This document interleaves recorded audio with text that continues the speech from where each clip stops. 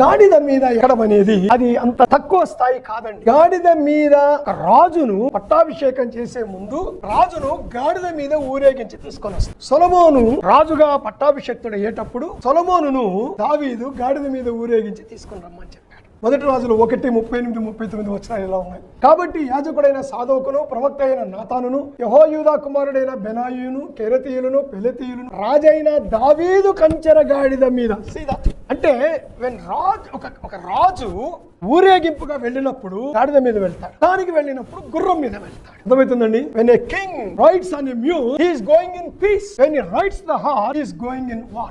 So ఇక్కడ యేసు ప్రభువారు యుద్ధం చేయడానికి రావట్లేదు. Is not riding the horse. యేసు ప్రభువారు గాడిద మీద ఎక్కి వస్తాడు. ఆయన గుర్రం మీద వస్తాడు.